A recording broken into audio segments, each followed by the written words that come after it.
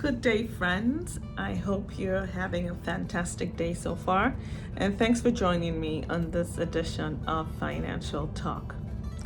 So, my leading for today is actually a quote by Rena Faruha, who says that good growth is growth that should benefit more than just a few.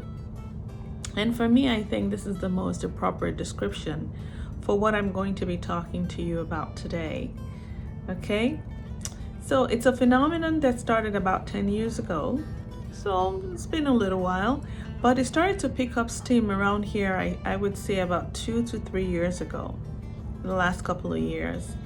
And it's a phenomenon that I think, a lot of people are participating in, but may not even realize what it's called, okay? Because it's just a trend now and everybody is doing it and they don't all necessarily know what it is that they're doing.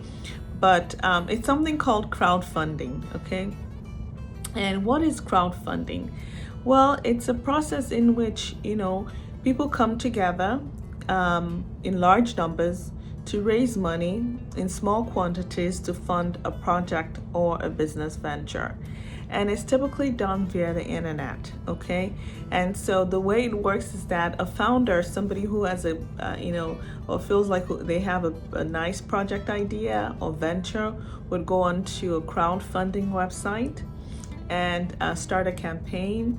And they would hope that, investors, find their idea to be, a fantastic idea and it will be profitable. And so they would start a campaign to raise X amount of money and would hope that investors, sort of see this campaign and see the idea, most importantly, of the project as being a worthy project and agree to commit to, donating or contributing money to that particular campaign.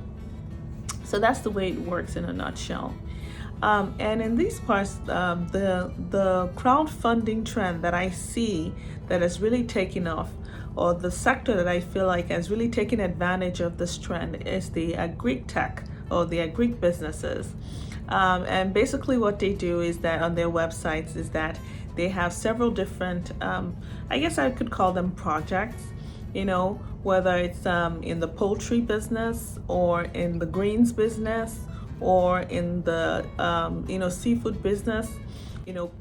They want to raise X amount of money for a corn farm, for instance, and they would state the amount that each investor is required to commit to and state the number of months in which your investment is going to be held and state the return on investment.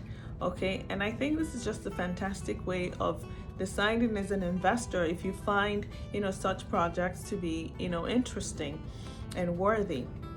And the good thing about these platforms is that most of them, or they should have insurance.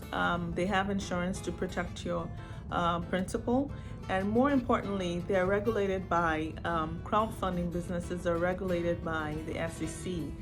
So you should always make sure and check wherever you live that they're regulated and that they have insurance, so you don't lose your capital, your principal. Okay. So with that said, I want to share with you some of the pros and cons of crowdfunding websites. One of the advantages of crowdfunding websites is that it's less risky from a financial standpoint. So what do I mean by that? Well, with crowdfunding websites, because you're signing on to sort of the central location, if you will, you get to see how people are reacting or investors are reacting to your project or your venture. And that gives you an inkling as to whether you should put money into maybe further developing maybe a prototype or marketing materials, or even getting maybe a little bit of an inventory. So it's less risky in that sense that you don't have to put in too much money in order to get your idea in front of an investor, okay, if you will. So from that perspective, it's a great advantage. Okay, another advantage is that if your campaign, you have an opportunity to go viral, if you have a successful campaign. And so your success would not only be on this platform you've signed on to. It could be across other social media platforms as well. Okay, so if you start to get good feedback and positive feedback, you may even exceed your campaign target. Okay, so that's always a good thing. A positive thing about crowdfunding websites is that you don't have to necessarily give up your equity or any equity stake, unlike the traditional way of raising capital, where VCs and investors will generally ask for a specific percentage of your ownership of your company. And I feel like sometimes it stifles, the owner. They're not able to be as innovative or free to develop or expand on their ideas. With crowdfunding, you don't have to worry about that. Although you need to give out gifts sometimes, or rewards as they call them, but you don't have to worry about giving up your ownership of your company. Okay, that's 3. As I said, it helps build momentum. If you have a successful campaign, people would know about your idea, and it could be a good thing even before you actually launch, that you have people waiting for this hopefully fantastic project or idea that you have going for yourself. The other thing is that because you're meeting on this particular website, your communication with your investors is actually more controlled, more centralized. You don't have to worry about following up with multiple investors at a time. You can do all your communication through this website, sending emails and following up with your investors or potential investors. Okay, so that's that for the benefits. There are a lot more, but those are the ones that I'm just talking about today. And in terms of disadvantages, okay, big disadvantages of crowdfunding website is that if for whatever reason you're not able to meet your target or your campaign goal, it may signal to other people that your project or idea is not even worth taking a look at. And not being able to meet your campaign target may not necessarily be because your idea is flawed. It could be that you had a flawed marketing campaign specifically, or that you had a misstep, some kind of misstep that never really got people or potential investors to take a look at your project or your venture. So be very careful about how you proceed. And as I said, it's important to leverage your network before you actually get onto this platform to sort of get their buy-in. So coming on the platform, you already know that you have some backers, and then when other people see, 1 or 2 people see that, okay, your project is being backed by 1 or 2 people, then other people can sign up, using the herd mentality, if you will, that other people can see that, oh wow, there must be something about this project. I'm going to take a look at it, or I'm going to even commit to it. Okay, so that's important that you make sure you do your homework. Okay, it's not as easy as just signing onto a website and hoping that there's a rich donor waiting out there, or a rich investor waiting out there to fund your project. No.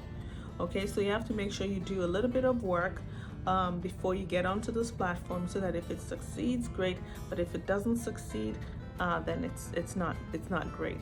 About disadvantage about crowdfunding websites is that you have to pay fees. So if for instance, you have a campaign target of 50,000 and you reach that target, the website is going to charge you a 2 to 3% fee. Okay, that's how they make their money. And if your donors are using credit cards, they would charge you for those credit card swipes as well.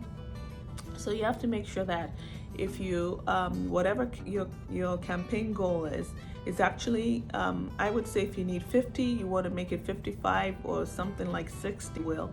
So you want to make sure that you have enough funds to launch your project. So if what you need is actually 50, you may want to stretch it out a little bit so that you don't lose out because of those fees that they charge. Another thing is that you have to watch out for scammers. What happens is that sometimes a lot of people have great ideas, although maybe they never really mean to do anything about it. They get onto the crowdfunding websites and then they sign up and say they're looking to launch a project, and they start a campaign, and sometimes they indeed reach their target, but then when it comes to execution, nothing happens.